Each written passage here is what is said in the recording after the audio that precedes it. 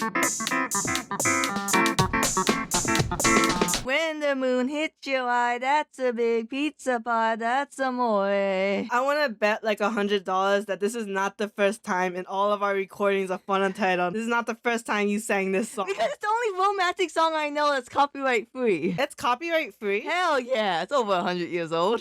You don't know that. It's in every single show. You think they bought the rights for that song in every show? Yes. Hi, I'm the true romantic, Annie, a professional shipper. And I'm Minty, who can't believe that we haven't done our top 5 romantic anime scenes yet. And welcome to Fun Untitled, where we serve every podcast with a little kissy. So for Valentine's, the month of love, we're going to go over our top 5 romantic moments. And a little backstory for Annie. Annie loved love. I hate that quote, by the way, with like a burning passion. You also hate saying that hate is a bad word. If you want to talk about that story. No. Back when I was a fetus. No. So, we are talking about our top 5 romantic scenes in anime, or Annie might not have picked one from an anime, but it is what it is. Just scenes, I guess. And it doesn't have to be a canon ship. It doesn't have to be a popular ship or the main ship. It's just, if you can defend it as romance, then you can put it on the list. As two people who watches a lot of shonen animes and manga, it is so fucking hard because you're like, oh, this couple that became canon in the end had a quote-unquote romantic moment. And it's like, no, character A saved character B. You would do that with a bro. Like, I will say this right now. My number 1 ship of all time is Grey Fullbuster X Juvia Loxer from Fairy Tail. I do not have a single moment of theirs on this list. You didn't put a single moment of theirs on this list? You won't shut up about the whole taking away the rain. Yes, but that's not a romantic thing. You could do that platonically. I'm just saying, Fairy Tail, I would defend it with life and limb up to Toitoro's arc. But goddamn, the couples are really shittily written. God damn, I mean, it's too hand-holding. Yeah. It's too hand-holding, it's too much confessions of love, but nothing happens afterwards. Yeah. It's like, I love you, Natsu. And I'm like, same old, until I confess to you next week? Yeah, okay. Oh, I'm busy next week. Can you, confess tomorrow? Yeah, that's fine. It's like, look, I can squeeze in a little confession, but I don't want you to act on it. It's like, all right.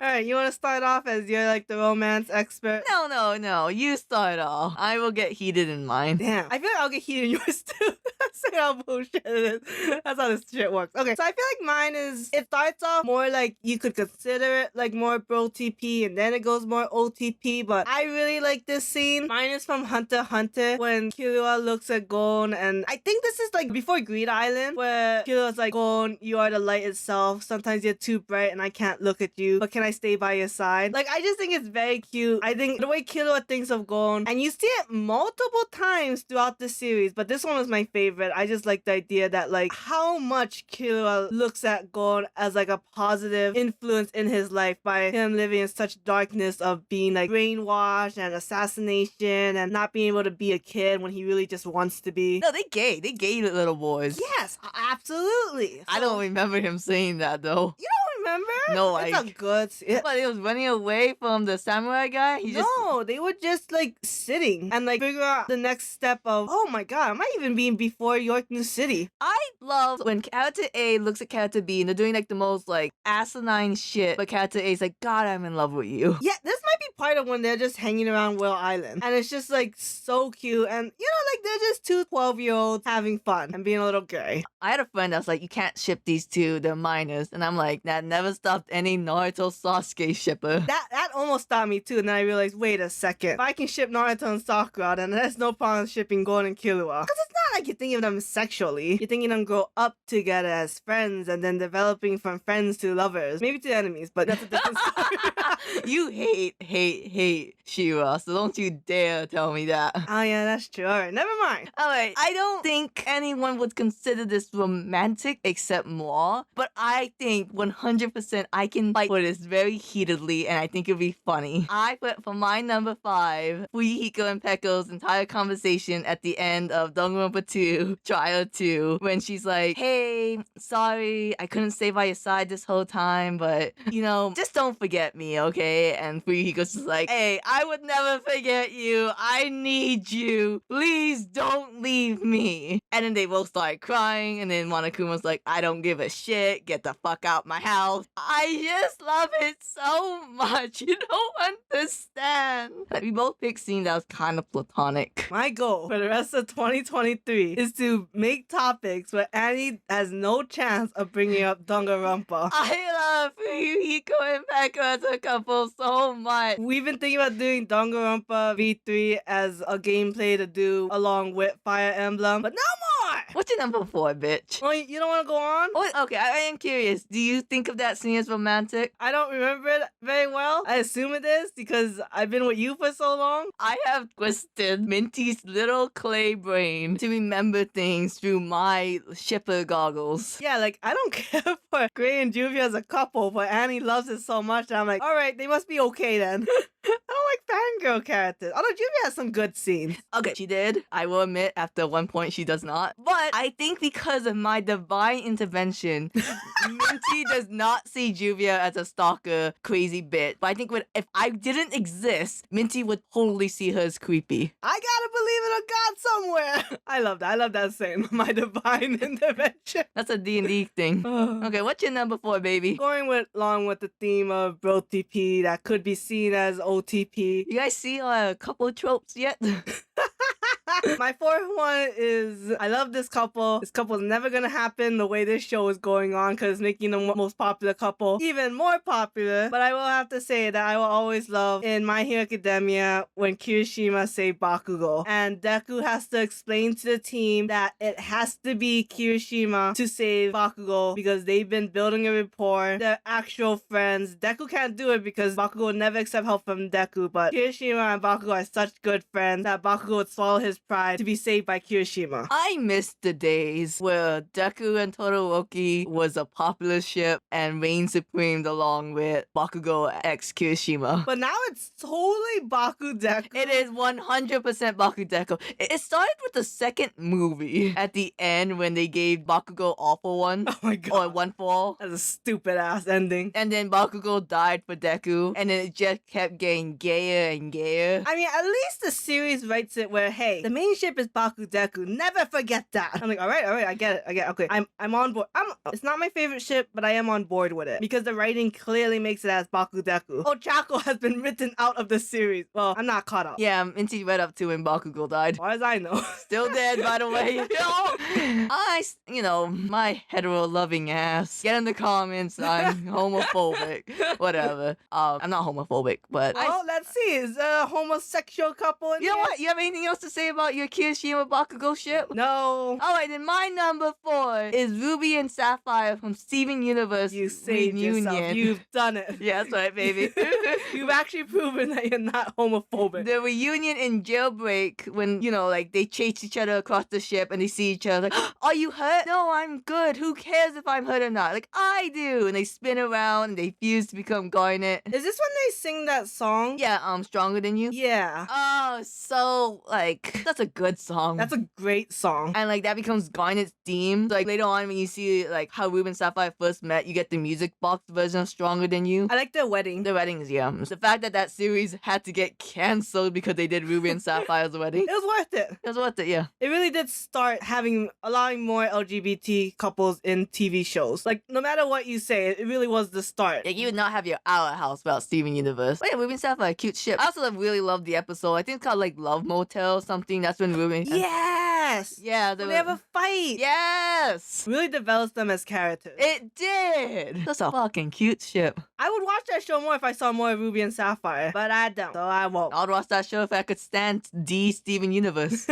I think we just named all the Ruby Sapphire moments. No, there's more. Are you sure? There's Cowboy Ruby, don't worry. Cowboy Ruby. Oh, maybe I do gotta start. What's your number 3, homie? My number 3, I think it's from a series that's incredibly underrated. I feel like more people should watch this show. It's on Netflix, and it's from Komi Can't Communicate. When Komi and Tadano are alone in the classroom, and he's trying to figure out how to communicate with her, and they do it through the blackboard, and they're just writing all this shit, and then like Tano's like, oh, okay, what's your dream, Komi? And she's like, oh, I want to make 100 friends, and he's like, okay, I'll be your first. I love this couple because it's the epitome of like the quote, like, everyone else loves me because I'm perfect, but you love me despite not being perfect. I love this couple so goddamn. Annie got me into this manga. I fucking love this series. I think it's so cute. It has amazing characters. Maybe when we watch the anime, I heard the anime's not that good, that's why. Yeah, I didn't hear great things about the anime either. But the story is so good. And I love this scene. We too can relate with social anxiety, that's why. But not finding people accepting of it. It is what it is. So moving on to my number 3, where it is also a Netflix show. However, unlike Minty, no one should watch this show. But I guess I'm going to die on this hill. So imagine you're starting this show, you meet a total hottie, and he's kind of an asshole. And someone else comes like, I'm going to kill this asshole because he's done the many asshole things. And this hottie's like, do it, bitch. And so he gets turned to stone for crimes of being an asshole. And you just think to yourself, okay, so this character's clearly just an asshole. But no. Story plot twist. He wasn't an asshole at all. He had a cute little girlfriend who loves him so much. And he's like, hey, glad to see you, but I gotta go. But don't worry, one day I will steal you away. And that is Bon and Elaine from the show The 7 Deadly Sins, aka Nanatsu no Taizai. What? I thought that scene was so romantic. Oh, when she revives him? It's they're at the capital of the dead. King turns him to stone and she kisses him to undo the petrification. Yeah, Yeah. when she revives him. Sorry, there's so many scenes where Bon gets revived, you know? What? You don't even ship them anymore. The beginning of Nanatsu no Taizai is impeccable writing, and that was peak Elaine right there. And I love the scene, and I think about chapter 145 is when Elaine got revived. You don't ship them anymore. You don't even like Bon or Elaine. I love Bon. I love him. I thought you like Escanor. Escanor's my favorite character. Okay, he was my favorite character till he got shafted. Then Bon came back and we took the throne. Oh god. In what way could Bon have taken the throne when the story has like increasingly gotten worse? He did more. I don't know what to say, man. I mean, Escanor was like, I love Lady Merlin, but this love doesn't have to be requited. Then later on, it clearly needed to be requited, Merlin. I said things I didn't mean. Bullshit. I love Bon and Elaine. I loved them before I found out that every couple was going to fucking be lowly bait. And we move on to your number 2. It would be a miss of me not to put Bon and Elaine. You didn't put Gray and Juvia on this list, but you thought it was important enough to put Bon and Elaine. I can't name you one single moment where like that was romantic. The rain! The closest I was for Gray and Juvia was when Juvia apologized to Gray at his family's grave for killing his, I was gonna say husband, no, killing his father, and he just kind of broke down crying. But I'm like, eh. My number 2. Now we're getting to more of like OTP. I mean, we were with Komi Can't Communicate, but this is like canon couple. Not my favorite canon couple, but a canon couple nonetheless. And we are talking about Bleach, when the Arankars kidnapped Orihime, but they gave her a chance to say goodbye to one person, and the person she chose to say goodbye to was Ichiko. I don't know, like a Snow White, Sleeping Beauty kind of moment, where she was like, if only I had 5 lives, then I could be from 5 different towns and eat different foods and have 5 different jobs. Like, I think one's like a baker and like an astronaut and whatnot. And in the end, she's like, and I could fall in love with the same person 5 times. You told me literally yesterday you were not gonna put this scene in. I didn't say that. Cause you said I had to look up all the jobs, and I said you better not put the Orihime scene in, and you said I won't. I said I wouldn't put the 5 jobs in. Okay. We don't even ship Ichigo and Orihime. I just think it's a very cute scene. We both agree Ichigo, Rukia, and Yukiora and Orihime. I still like the scene. Miss Bon and Elaine. That's a good romantic scene. And so was this one. You just don't know because you have no context of this scene. And you've never seen it. You've never read it. You never watched it. You Orihime must and have watched it. Tatsuki is a better ship. And that's not the point now, is it? Why didn't she say goodbye to Tatsuki? Because she's in love with Ichigo. They're canon. You can't change that. I can if I graffiti the anime studio hard enough. If you How I Met Your Mother this and just make it that they divorce and he gets the blue trumpet for someone else. Don't even bring that in. It's a good scene. Very No, romantic. it's cute. I mean, Orihime herself is just a cute character. Everything Orihime does is adorable. You cannot fight that. Her big jiggly boobies have nothing to do with her cuteness. Does Ichigo and Orihime have more scenes in Thousand Year Blood War? No. Okay, so this is kind of like the last hurrah scene. Like, they talk one more time, but it was about her boobs in a sense, and that was it. I imagine it's that conversation. They're like, Orihime, I have to go, but remember, you'll always have this, points to your chest. My boobs? No, your heart. That was my number 2. So cute. So romantic. Still not my favorite ship. And never will be. Alright, now if I could turn back time and we go off into the distant past. You gonna say this is older than Bleach? I think it might be older than Bleach. Damn. So, context, I don't think anyone's gonna know this story. Do I know it? You know it, of course you know it. I don't know. I'm going to talk about the shoujo manga Urawa. No fucking way. Yes. You stupid dumb bitch. No, we're gonna pause the show and he's gonna change the number 2. We'll redo this whole essay and do like crazy hour-long editing that you're not picking a scene from fucking you. And there's only one scene. No, actually, I think the one scene I really like is from a Tetsu. Probably. The sequel. So we're not putting this in here. Okay, so what the manga Urawa is about is that there's a girl who can see ghosts named Urara. Or I think it's pronounced Urara. Move on. Okay, so Urara sees ghosts. She's in a love triangle with Yako and Mei. You remember that? I looked at I looked up the Okay. names. And they also see ghosts, but unlike Urara, they have the ability to exorcise ghosts. That is until one day Urara gets possessed by her ancestor and becomes Hot Urara. So the whole shoujo series is basically about her as transforming into Hot Urara, exorcising ghosts, and her 2 hot boy toys helps her. And then she gets to the point of the story where, shit, I'm a shoujo protagonist. Both the men love me, and I have to figure out which man I want. But then she realizes, oh, wait, they don't love the meek Urara. They love Hot Urara. So she goes to Yako, hiss, and is like, who do you love? Which one? Me or her? And Yako, like, has a midlife crisis being, shit, it's her. It was always the one with the big boobs. So Urara, like, goes running off and is like, I fucking hate men. I'm gonna live my life on a pilgrim farm. She meets Mei, and he's like, hey, you're probably the same as Yako. You only love me because of my big boobs. And Mei's like, I love the Urara who told me I don't always have to smile, that it's okay to cry. Which Urara told me that? And Urara was like, oh my god, that was me, tiny boobs Urara. Holy shit, I'm never gonna transform again. Hold me, you big, beautiful himbo. And that scene stuck with me throughout the years as being one of the most romantic scenes I've ever seen. Oh my god! I hate that shoujo phase we had. Mostly me, but still.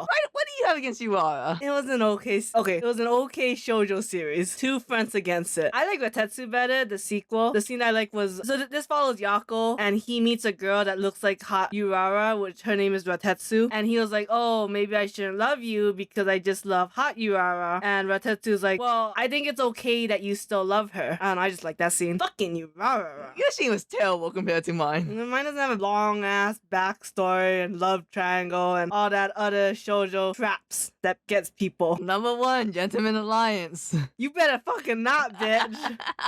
That show copped out.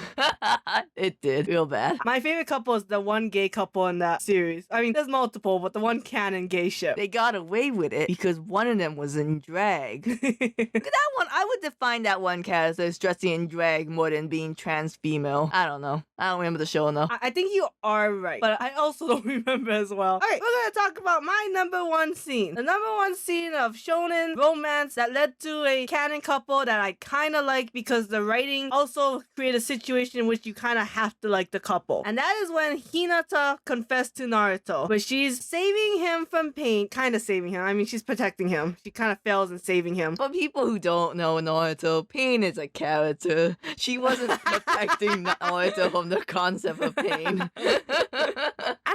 I think that scene should be an iconic scene. It changes the tone and the shifting that made it really obvious that Naruto and Hinata were gonna be canon. Like, I was a strong Naruto Sakura fan, but when I saw that scene, I was like, okay, the writing's definitely gonna make Naruto and Hinata canon. And then they just continue building off of it, which is what Bleach should have done, but they didn't. Because Hinata is just talking about how she used to be a crybaby and she wanted to give up, but watching Naruto made her want to be better, made her want to walk by his side, and like, he saved her her, and that's why she loves him. And this isn't like just her talking. This is like the summary of what you've been watching. Like, you always see Hinata watch Naruto, and Naruto as a kid thought, oh, she's weird. But honestly, Hinata just loves Naruto as a role model, as a man, as a ninja, to who she wants to be and who she wants in her life. And she just chases Naruto in a way, and then he like has to look back at her and like, oh, I should be with Hinata. We really should have watched the Naruto the last movie. I'm just saying. I'll get to it when I get to it. I got a lot of shit I'm watching already, but I just think it's an iconic scene. There's not many canon couples, but this one, like, you get to see from beginning to end. Not many canon couples in Naruto. You know what I mean? No, yeah, I get it. And Boruto, they seem cute. Yeah. I'm just glad that they did Sasuke Sakura dirty in Boruto, man. Yeah, well, life isn't very fair in that series. Alright, move over. You talked about the number one shonen scene. I'm gonna talk about the number one shoujo scene. Oh, I know what this is. You don't know what shit. I know what it is. Okay, you tell me what you think it is. Okay, imagine the best shoujo anime, clearly dictated by everyone, critically acclaimed as the best shoujo series, following the family drama of the Soma family, and whatever the girl's role in this stupid series besides being a bum and accidentally finding 3 outcasts of that family, having some weird drama with her mom, and something happening at her funeral, and Kyo was there for her for whatever reason. Okay. So you think this is a scene from her mom's funeral? I forget. It's from Fruit Basket. It's from Fruit Basket, hell yeah. Well, that's not it. No, Kyo would have never been to Toru's mom's funeral. I forget. I don't know. It's something about them too. It's not, surprisingly. Is this about Horse Girl and Cowman? Hell yeah. The scene where they're hugging in bed? No, they clearly had premarital sex, by the way. Whoa. I know. Not in Japan. Okay, so Horse Girl, her name's Win, or how do Japan pronounce it? Ween?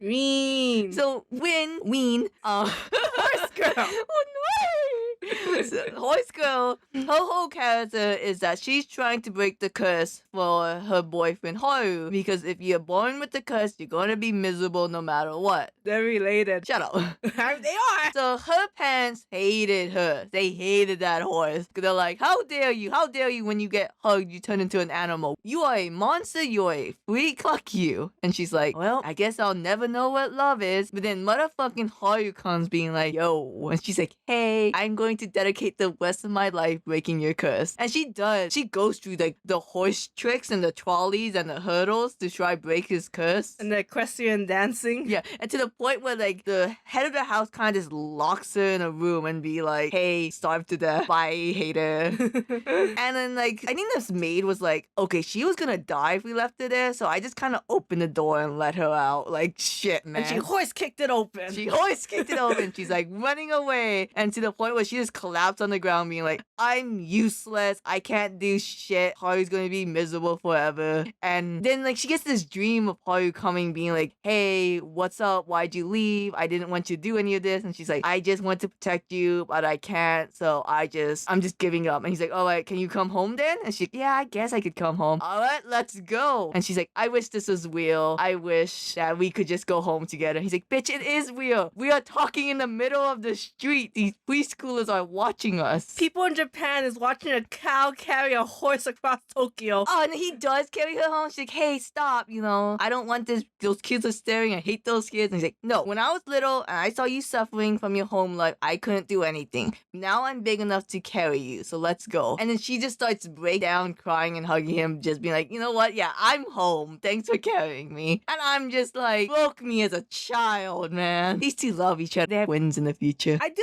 remember watching a little bit of that series and this being my favorite couple, but I don't really remember any scenes from them except like them sleeping in bed. Not like sexually, just literally sleeping in bed. I think one of them's crying. You know what's funny is in Seven Deadly Sins, Bana and Elaine are always naked together in bed in the manga, but in the anime, Elaine is still naked, but they give pants to Bon. So it's kind of like Bon's are never nude. How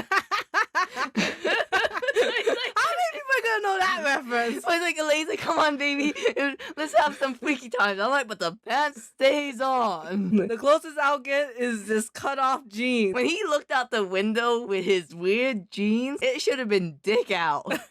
Alright, well, let us know your favorite anime romance scene. Get in the comments. Minty literally just picked like the 2 most famous shonen OTPs. I'm very canon compliant. Alright. And you're just crying over old ass shoujo scenes. You're falling for their traps. That's true, you do have the most modern shoujo in your list. Damn straight. And I didn't pick from a 10-year-old video game or cartoon. Alright, give me a kissy. That's the only way we can end this episode. Just like the Soma family drama. I'm talking to the audience. I'm talking to the audience, not you.